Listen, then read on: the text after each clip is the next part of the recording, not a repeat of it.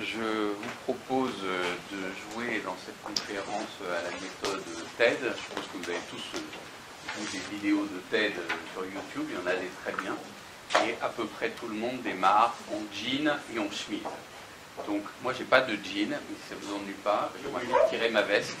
Comme ça, on va le jouer un peu décontracté. Merci. Donc je vous dis en deux mots mon parcours et ensuite je vous dis de quoi on va parler. Mon parcours il est en plusieurs tranches. Vous voyez que j'ai quelques cheveux blancs, donc j'ai eu le temps de faire quelques trucs.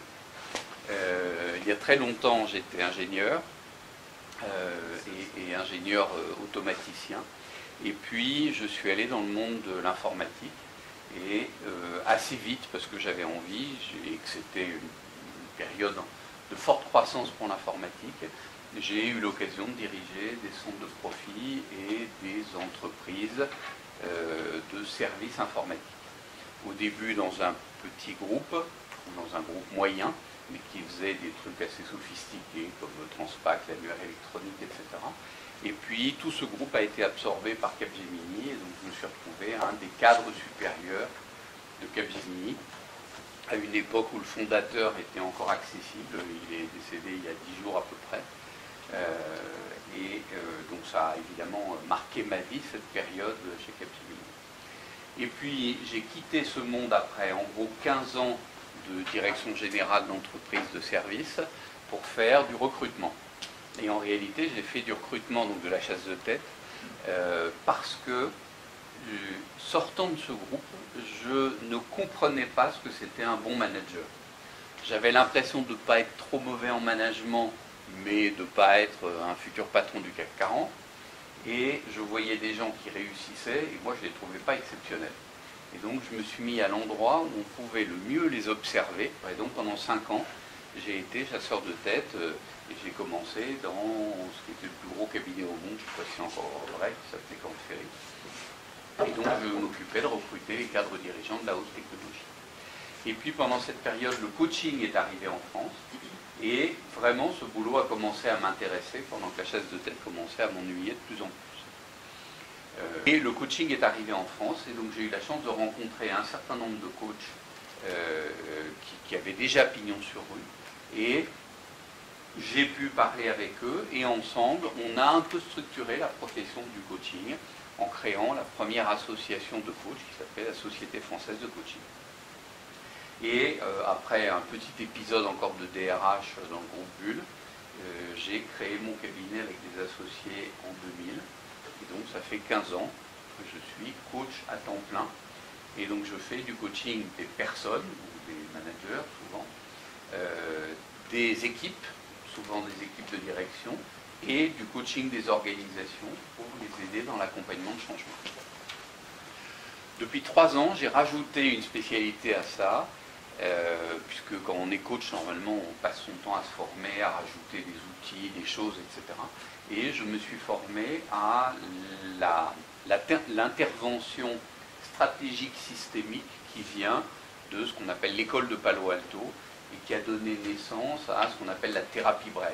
Donc des interventions relativement courtes qui ne sont pas de la psycho, puisque je ne suis pas un psychothérapeute, mais qui permettent d'intervenir auprès de personnes sur des sujets. Et donc, je crois que j'ai écrit ici mes sujets favoris, les problèmes de couple, les problèmes de rupture de carrière. Donc, ça, c'est mon parcours. Alors, il y a quelques années, je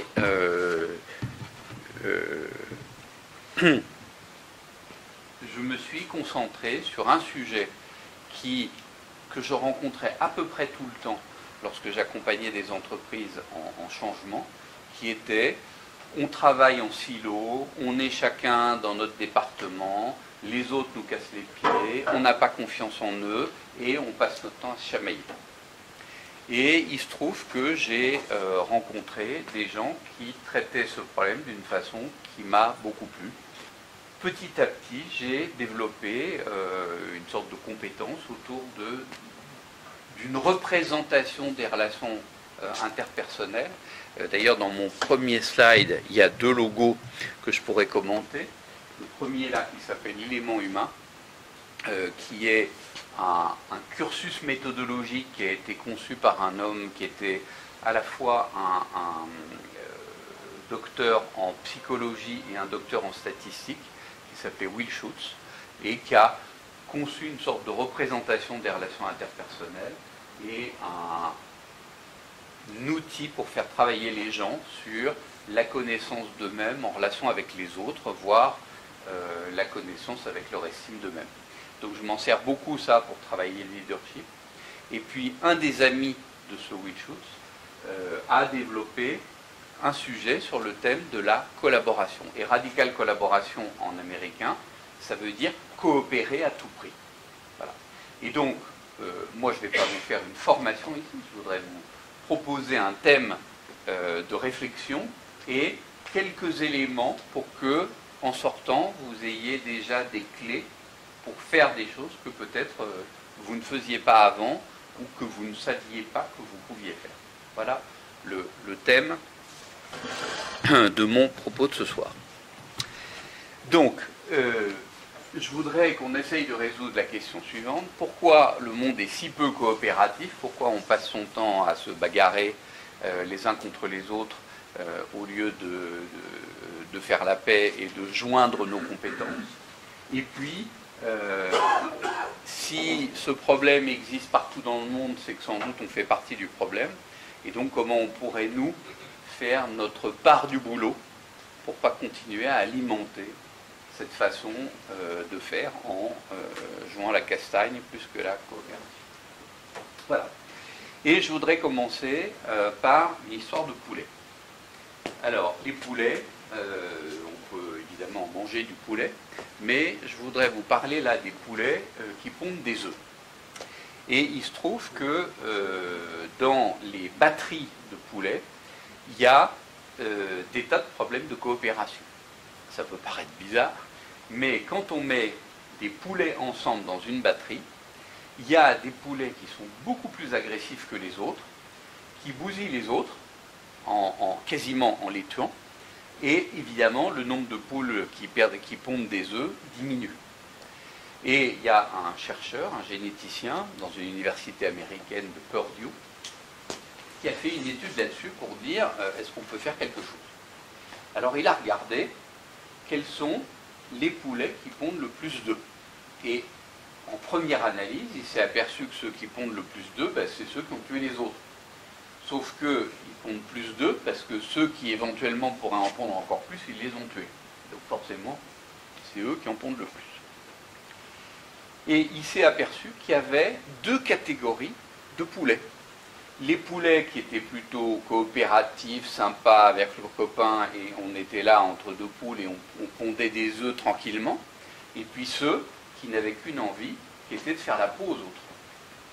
Alors, je vous montre l'allure. Voilà l'homme qui a inventé ce généticien, ce professeur, il s'appelle Bill Nguyen.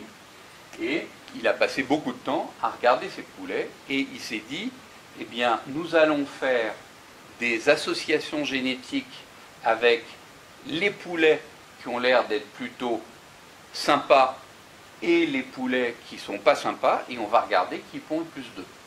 Il s'est aperçu que si on séparait les poulets qui n'étaient pas en train de faire du combat et les autres, quand les poulets sympas, on va les appeler les poulets de zone verte, c'est-à-dire dans une zone de coopération, eh ben, ils avaient tendance à pondre plus d'œufs que les poulets qui étaient dans un milieu agressif et qui créaient de l'agressivité.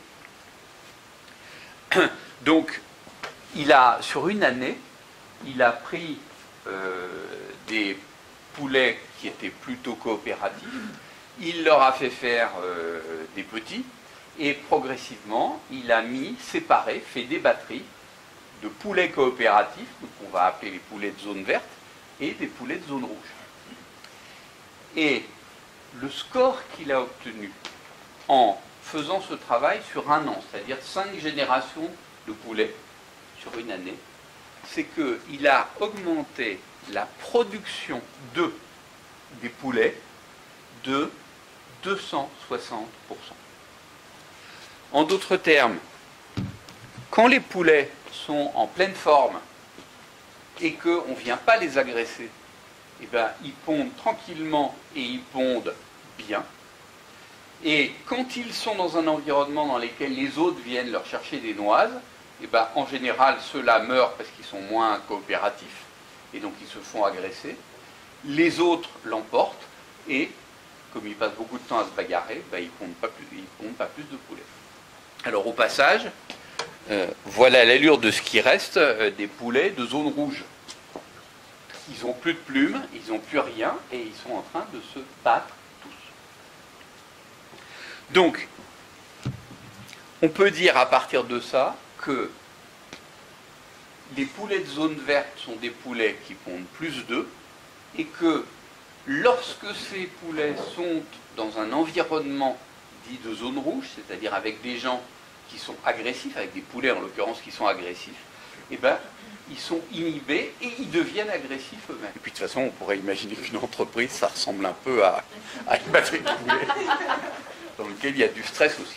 Alors, on va regarder ce qui se passe pour les hommes. Mais en gros, on va avoir en tête qu'un environnement dit de zone verte, c'est-à-dire un environnement coopératif, incite à travailler ensemble, à associer nos compétences et par conséquent à produire un résultat qui est bien plus positif que si je passe une partie de mon énergie à me battre contre les voisins et à survivre. Et ça, pour les êtres humains, c'est exactement la même chose. Donc, il y a là quelque chose qui est important, c'est cette notion de contamination. On l'a vu avec les poulets, mais avec les êtres humains, si tout le monde était coopératif, et ben, petit à petit, on verrait, et il y a eu des expériences dont je vous parlerai tout à l'heure, qui montrent que la productivité augmente parce que les gens se sentent dans un environnement serein dans lequel ils peuvent penser à faire ce qu'ils aiment faire.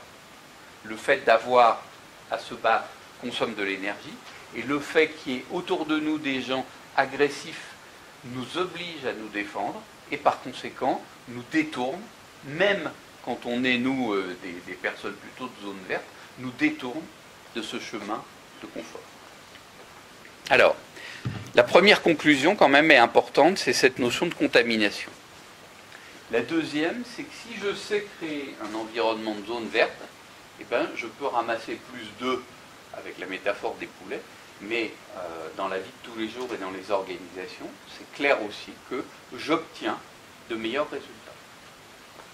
Alors regardons comment on peut aller plus loin dans les organisations entre ces zones vertes et ces zones rouges. Vous allez repérer des choses qui vont vous faire sentir ces différentes choses. En zone verte, à partir du moment où je suis avec des gens qui sont dans le même état d'esprit que moi, on partage des valeurs de coopération, eh bien, j'ai une confiance relativement forte de la part de mes collègues. Moi aussi, je leur fais confiance. Et par conséquent, il y a une sorte d'encouragement mutuel à progresser et on n'est pas en train de se blâmer. Dans la zone rouge, lorsque la confiance est faible, eh ben je passe mon temps en me mettant en position agressive à chercher la faute de l'autre. On décomposera ça de façon un petit peu plus psychologique tout à l'heure. À gauche, on est sur ses gardes, à droite, on est dans le dialogue.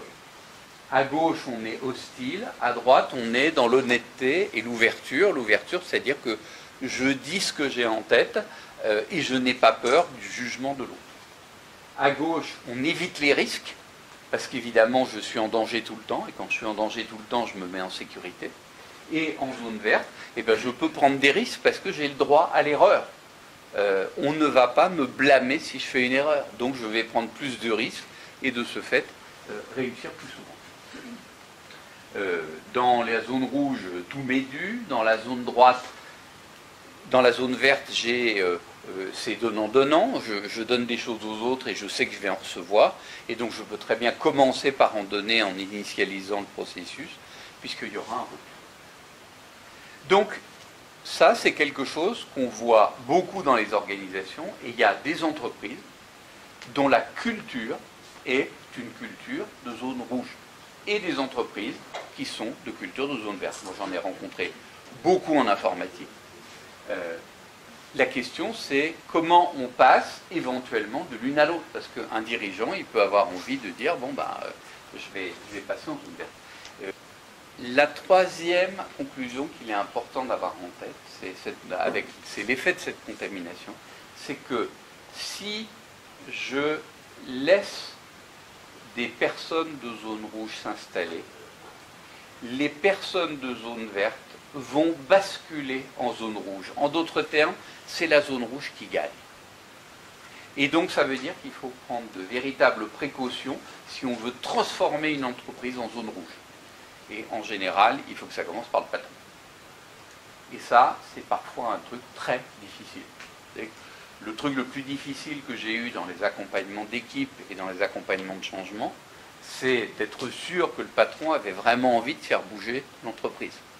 Parce que souvent, si le patron est dans sa philosophie de zone rouge, il n'a pas du tout intérêt à ce que ça change.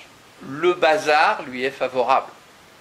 Et donc, il faut être sûr qu'en haut, il y a un chef qui a envie de passer à ce système et qui y croit. Il y a encore des entreprises qui considèrent que la zone rouge, ça crée un stress, et que ce stress fait courir, et que quand on court, on va plus vite. Et tant qu'il y a des gens qui y croient, on peut laisser les croire. Quand on regarde en longue période, c'est évident que c'est le contraire qui se produit. C'est-à-dire que les entreprises qui coopèrent obtiennent sur le long terme de bien meilleurs résultats que les entreprises qui ne coopèrent pas. Mais bon, il se trouve qu'il y a des gens qui croient encore que ça marche à l'envers. Il y avait un bouquin qui m'avait beaucoup plu, qui était un bouquin de Jim Collins, qui a été publié en très nombreux exemplaires, qui est sorti en 2003, vous voyez, ça fait déjà 13 ans, et qui s'appelait de la performance à l'excellence. Et il avait fait une enquête sur 200 entreprises, dont d'abord ils avaient regardé que les bilans, et il cherchait les entreprises qui avaient fait ce qu'il appelait leur percée, c'est-à-dire qui, il regardait sur une vingtaine d'années, donc des entreprises pérennes, qui étaient avec des résultats à peu près identiques pendant des années, et qui d'un seul coup avaient un coup de boost et devenaient des entreprises excellentes. Et il avait regardé sur ces 200 entreprises quels étaient les points communs. Et parmi ces points communs, il avait identifié 6 critères communs à toutes ces entreprises. Je ne vais pas aller dans le détail aujourd'hui, mais c'est un petit bouquin assez facile à lire. Et la première, c'était un management de type leadership humble, et qui décrivait tout à fait le côté coopératif. Moi, j'ai des exemples quand même personnels d'un certain nombre d'entreprises. Je peux vous raconter une anecdote. J'ai accompagné pendant 7 ans le groupe McDonald's en France. Le groupe McDonald's, vous connaissez cette entreprise, c'est un système de franchise. Donc il y avait en France 250 franchisés et un franchiseur. Et les 250 franchisés, comme dans toutes les franchises, ils reçoivent un paquet de procédures à suivre. Et au fil du temps, il y en a de plus en plus, étant donné les niveaux de sécurité qu'il faut avoir sur la nourriture. Et donc, ils avaient des procédures pour faire les hamburgers, des procédures pour faire les frites, des procédures pour stocker leur matériel, des procédures pour gérer leur Ronald pour la partie fundraising, etc. Et puis il y avait un domaine dans lequel ces franchisés n'avaient pas de procédure, c'était les ressources humaines. Et puis il y avait un directeur de ressources humaines du franchiseur qui disait « mais comment on va traiter ce problème ?» puisque c'est le degré de liberté, la zone de liberté des franchisés que de travailler en ressources humaines, ce sont leurs salariés. Et je ne peux rien leur dire. Dès que je leur dis quelque chose, ils ont l'impression que je vais leur ajouter un process de plus. Or, c'est le domaine où ils sont libres. Et donc, il était coincé. Et donc, il a fallu qu'on fasse une démarche d'accompagnement de changement pour que ces franchisés aient envie de faire quelque chose. Et je ne vous fais pas le détail, mais en 4-5 ans, avec des universités d'été, avec des journées de présentation, de réflexion, de travail coopératif en bottom-up, donc en interrogeant les 250 franchisés avec un nombre de personnes qui était un peu plus... qui se voyaient un peu plus dans l'organisation que les autres, on a monté un système de grande coopération entre les franchisés d'un côté et les directeurs de restaurants de l'autre. Directeurs de restaurants qui sont des jeunes personnes de 25-30 ans qui d'un seul coup ont un job super, ils sont beaucoup moins bien payés que les franchisés, mais on a réussi à faire que ces 250 personnes se mettent d'accord sur des règles de travail ensemble et de gestion du personnel. En 2002, on était dans la logique du black blanc beurre et on recrutait les gens et puis on les jetait, etc.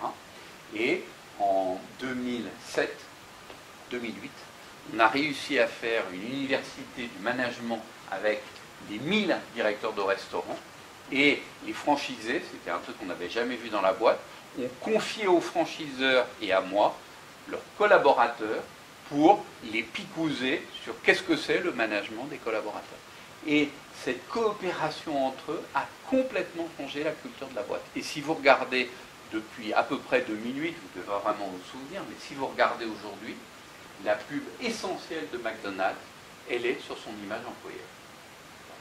Donc quand même, il y a un certain nombre d'endroits où on voit que ça marche. Je reviens à ma réaction en chaîne parce que j'ai dit tout à l'heure que nous faisons partie du problème. En d'autres termes, on a tous en nous quelque chose de zone rouge. Et ce quelque chose de zone rouge, il vient il y a très très longtemps, de notre façon à nous de nous défendre dans la préhistoire, où on a 3 façons de réagir face à une agression, que vous connaissez tous, même si vous ne les avez pas expérimentées. La première, c'est de cogner, donc d'attaquer. La deuxième, c'est de fuir. Et la troisième, c'est de faire le mort. C'est les 3 seules façons qu'on ait trouvées pour se protéger d'une agression. Et donc, on a complètement ça profond en nous. Et ça n'est que dans des générations bien plus tardives qu'on a commencé à dialoguer, à élaborer, à concevoir ensemble, etc. Donc, on a ça dans notre cerveau reptilien. Notre premier réflexe, c'est on nous agresse, je réponds. Et donc, je démarre dans une zone verte en 1, et évidemment, s'il y a des gens de zone rouge et qu'on est un peu dans la loi de la jungle, eh bien, je suis vulnérable. Quand je suis vulnérable, je sens qu'il y a des gens qui peuvent me faire du mal, et ça peut provoquer chez moi, et ça le fait relativement souvent, un certain nombre de peurs.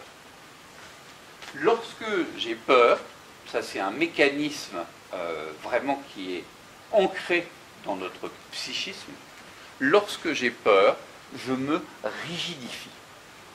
Et lorsque je me rigidifie, eh ben, je deviens bête.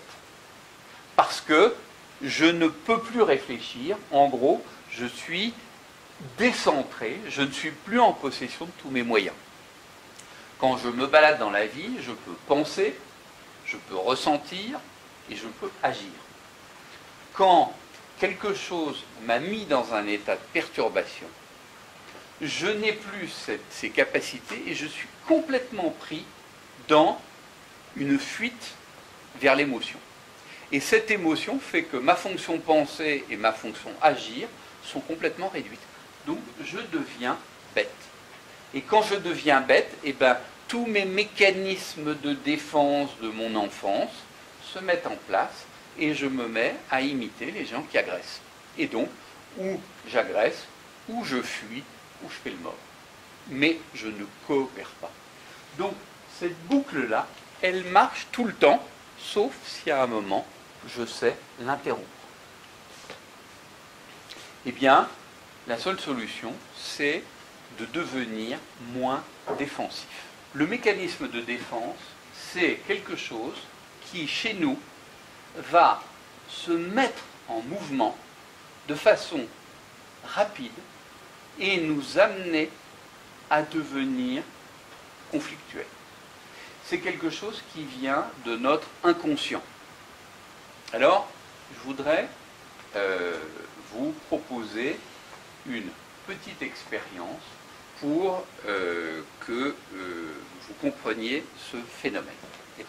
Donc voilà, je voudrais que vous regardiez cette feuille de papier et je vais vous demander de prendre une inspiration, une grande inspiration chacun, et de vous concentrer sur cette feuille de papier en essayant de vous identifier à elle. En d'autres termes, elle est blanche, immaculée, je cache le point que j'ai déchiré, et donc elle est à peu près superbe. Et donc, je voudrais que vous preniez un peu de temps de concentration, vous prenez une grande inspiration, et puis vous identifiez à cette feuille de papier. Là, donc on respire un peu, et vous êtes cette feuille de papier. C'est bon?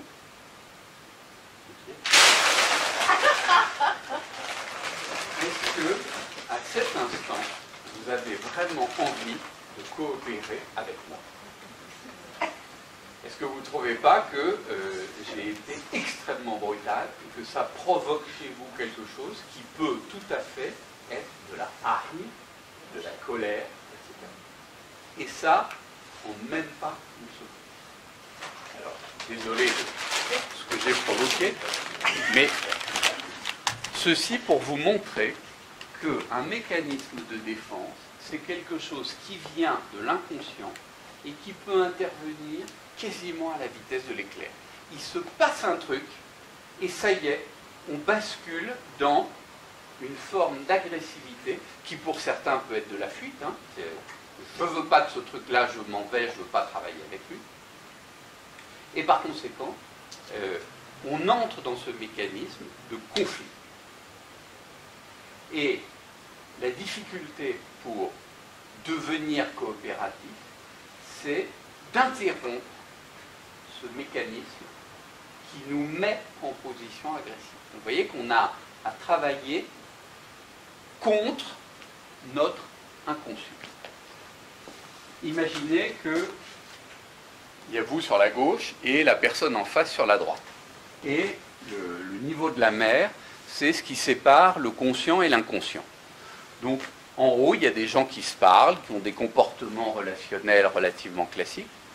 Et puis en dessous, il y a, à la limite, là, il y a nos ressentis, nos émotions, celles dont on est conscient.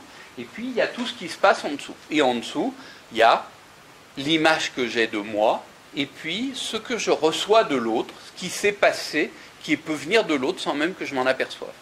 Quand j'ai froissé cette feuille de papier, a priori, j'ai fait que froisser une feuille de papier, sauf que quand vous vous êtes identifié à elle, c'est vous que je froisse. Et par conséquent, je provoque quelque chose chez vous qui vient de l'inconscient et qui vous met en défense. Donc il y a quelque chose, une sorte de remugle qui remonte du dessous vers le haut. Et évidemment, dans cet inconscient, on a des peurs. Des peurs qu'on ne voit pas et parfois même qu'on n'a pas envie de voir. Alors, c'est ça que je voudrais vous essayer de vous faire comprendre. La première chose, c'est que ce mécanisme de défense, il est inconscient. Donc vous ne pouvez pas dire « je l'interromps » parce qu'il vient du tréfonds de vous-même et c'est au moment où il émerge qu'on va pouvoir faire quelque chose, mais au moment où il émerge, la conscience. Donc ce qui est important, c'est que ce sont des mécanismes qui en fait nous évitent de voir notre désagrément sur nous-mêmes. Donc c'est un truc qui nous rend aveugles. Alors quand on a dit ça, qu'est-ce qu'on fait maintenant? Eh bien il y a une bonne nouvelle qui est que on a deux façons de repérer qu'on entre en mécanisme de défense. Mais ça nécessite déjà d'avoir l'ouïe fine, c'est-à-dire de se dire j'ai envie de m'en apercevoir. La première, c'est de s'apercevoir qu'il y a des choses, des histoires qui se répètent et qui nous mettent toujours dans une humeur pas confortable, dans un truc dans lequel on ne se sent plus en possession de nos moyens.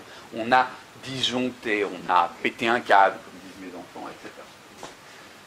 cette histoire-là, si on la reconnaît, et qu'elle se reproduit, on peut se dire, alors là, cette histoire-là, je sais qu'en général, elle me fait disjoncter. Et donc, je peux dire, même sans savoir encore que je vais entrer en mécanisme de défense, je peux me dire, ça va me tomber dessus parce que je sais que ça le fait à chaque fois. Le deuxième, qui fait partie de la bonne nouvelle, c'est que notre corps sent avant que le mécanisme de défense s'installe. En d'autres termes, quand je suis décentré, quand quelque chose s'installe, ça nécessite de passer un peu de temps pour l'observer. Il y a quelque chose dans notre corps qui nous le fait sentir. Un truc qui peut être une rougeur au visage, un truc qui peut être une compression de la poitrine ou d'autres endroits du corps. Et si je repère un certain nombre de ces mécanismes-là, c'est un moyen de repérer un peu en avance qu'il va se passer quelque chose. En fonction de la peur qui nous rejoint, le ressenti ne va pas être le même. Et évidemment, il faut que ça arrive avant que le mécanisme se soit installé, parce que quand il s'installe, si on a perdu 20% de notre QI, on n'a plus du tout les repères pour identifier ça. Donc ça, c'est la bonne nouvelle. Je vous montre quelques exemples de signes de défense. Il y en a peut-être quelques-uns qui peuvent vous dire quelque chose. On en a identifié une 50aine. Donc on peut vraiment faire son marché. Et je peux vous dire qu'en général, on n'en a pas un ou deux, on en a plutôt une dizaine. Et quand je travaille avec des gens là-dessus, on essaye de repérer les 10 de chacun, moins pour les apprendre par cœur, que pour se dire, ça fait partie de notre personnalité. C'est-à-dire que ce n'est pas une tare d'avoir des mécanismes de défense, c'est normal. Je regarde un peu en avance. Après, l'objectif, c'est de se faire un plan d'action de défense. Comment je fais lorsque j'ai soit physiquement, soit à partir de situations qui me sont connues, identifié que le truc va se mettre en place. Et là, il faut que je fasse mon plan de secours. Que font les pilotes d'avion lorsqu'ils arrivent dans le brouillard ? Ils se mettent sur pilote automatique, parce qu'ils ne voient plus rien. Et nous, il faut qu'on trouve un moyen de se mettre sur pilote automatique, puisque de toute façon, notre QI va baisser. Donc au moment où le mécanisme va être en place, on ne pourra plus réfléchir. Donc ça veut dire que juste avant, il faut qu'on ait un process qu'on applique de façon standard et qu'on ait préparé pendant qu'on avait tout notre QI. Et donc, évidemment, c'est à nous d'inventer le nôtre. Mais le premier truc, c'est de prendre conscience que ça arrive. Le deuxième, c'est de se dire, si je continue comme si de rien n'était, je vais partir en vrille, c'est-à-dire mon QI va baisser, je vais être dans la fuite, dans l'émotion, et je vais passer en zone rouge. Et c'est vraiment, je suis en zone verte dans le calme, et je bascule en zone rouge. Le troisième, c'est à ce moment-là, il faut bien que je m'éloigne de la situation, puisqu'il y a une situation où je suis là, face à quelqu'un, et je suis en train de me mettre en colère. Il faut que j'ai du recul pour dire, regarde, le Alain qui est là, il va faire le truc de d'habitude. Et il faut que je prenne un peu de recul pour le regarder. Et puis, une fois que je l'ai regardé, j'utilise mon process de mise sur pilote automatique. Et une façon d'être sur pilote automatique, la première, c'est de se taire et de respirer. Si je parle, je vais dire une bêtise. Puisque, premièrement, mes neurones ne sont pas en place, et deuxièmement, sous mécanisme de défense, je suis quasiment déjà en zone rouge. Donc je vais être soit agresseur, soit dans la fuite, mais dans tous les cas, je ne ferai pas une interrelation agréable. Donc, se mettre sur pilote automatique à ce moment-là, c'est se taire, respirer pour retrouver son souffle, et c'est quelques secondes. Et puis ensuite, sortir une phrase type que j'ai inventée, qui m'est confortable et qui fait qu'elle va passer. Et ça marche. Je peux vous dire que j'ai quand même là rencontré beaucoup de gens avec lesquels j'ai travaillé là-dessus. D'abord, je le fais aussi en coaching. J'ai actuellement en coaching un type absolument adorable, mais qui a eu une enfance difficile. Ce mec est un des plus brillants de sa boîte. J'ai coaché à peu près une dizaine de personnes dans son entreprise. C'est le gars le plus stratège de tous ceux que j'ai rencontrés. C'est-à-dire que sa vision est tout le temps du système. On veut aller là, par où il faut passer, qu'est-ce qu'il faut mettre en place pour que les ingrédients soient réunis, etc. Sauf que ce gars, c'est un véritable guerrier. En d'autres termes, dès qu'il voit quelqu'un qui fait quelque chose qui ressemble à un type qui n'a pas bien réfléchi ou qui essaye de me faire une entourloupe, il lui met 2 tartes. Et ça a démarré très tôt dans son enfance, à tel point qu'il est devenu 2e dan de karaté. Et résultat, il est dans la mentalité du combattant. Et il est aujourd'hui à un moment de sa carrière où il a 2 solutions. Ou bien il progresse là-dessus, ou bien il plafonne, voire il quitte sa boîte. Il est à un niveau où il a plein de grades, mais il ne peut pas aller au niveau au-dessus. Et on en a parlé avec son patron. À un moment, on a demandé à son patron, est-ce qu'il a encore une chance de grimper? Et la réponse, c'était oui, mais. Et le chemin, c'est que celui-là. Bon. Eh bien, on travaille en coaching sur ça, pour que petit à petit, il affine sa façon de faire. Et, je veux dire, on est très clair. Je ne vais pas le transformer en un Dalai Lama, même si j'essaye de temps en temps de dire que ferait le Dalai Lama à votre place, mais il ne sera jamais le Dalai Lama. Simplement, si on travaille sur, très concrètement, ce n'est pas de la psychanalyse que je fais, hein, c'est vraiment du coaching. Si on travaille sur la méthode, et ben petit à petit, il arrive à avoir quelques secondes d'avance sur ce mécanisme qui va l'emporter et lui faire devenir le tueur. Parce qu'en plus, quand il raconte ses histoires, la personne qui est en face, l'a baffé, c'est une bonne solution. On a envie de le faire parce qu'on a l'impression qu'il y a un gars en face qui exagère, qui n'a pas toutes les compétences, qui fait de l'abus de pouvoir, etc. Sauf que maintenant, ce type, toute ceinture, toute 2e dan de karaté qu'il est, quand quelqu'un vient se frotter à lui et se prend une baffe, eh ben, il peut aller dire à tout le monde, oui, mais c'était lui. Vous savez bien qu'il en distribue à tout le monde. Donc en gros, je ne suis pas tellement coupable puisqu'il en donne à tout le monde. Et résultat, même les gens qui sont les plus nuls arrivent à se protéger de lui en disant, oui, de toute façon, avec lui c'est impossible. Donc il faut qu'il inverse ce truc-là. Je vous ai montré, je vous ai décrit un cas extrême. On n'est pas obligé tous de partir d'aussi loin. Je voulais terminer sur la bonne nouvelle qui est on peut ramasser plus d'œufs et maintenant je suis prêt à ce qu'on en discute, mais d'une certaine manière, si vous avez envie de progresser, vous savez à peu près tout ce qu'il faut savoir. Après, c'est une question de s'entraîner un peu et puis de travailler sur soi, de se connaître. Là, j'ai parlé de l'individu. C'est clair que dans les organisations, il faut regarder aussi quels sont les systèmes de reconnaissance des résultats. Si les systèmes de reconnaissance de résultats incitent au conflit, et seulement au conflit, c'est sûr que ça ne va pas le faire.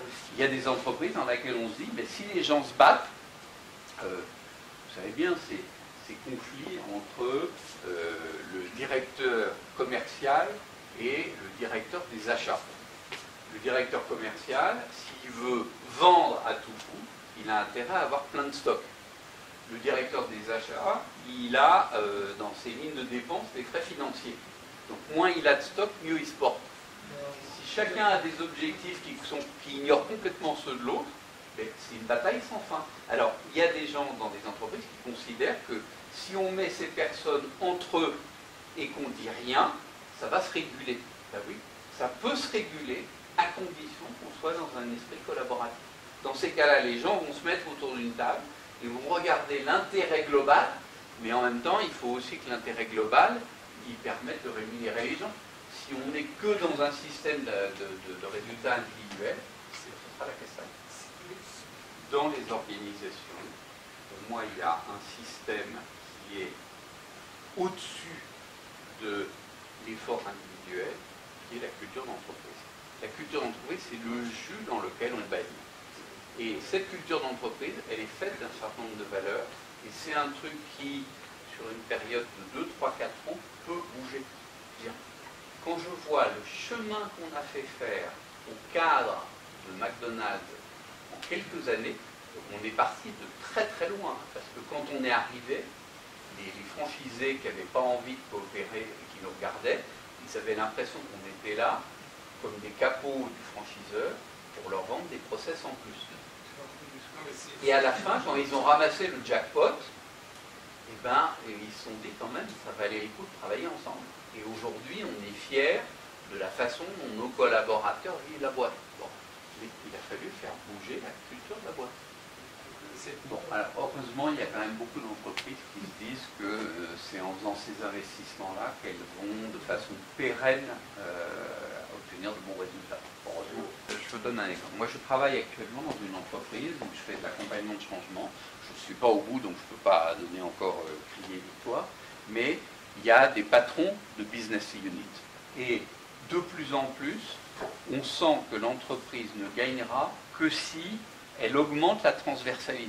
C'est-à-dire, si on peut offrir aux clients des offres de toutes les business lines ensemble, et pas le client d'une business line qui ignore les autres.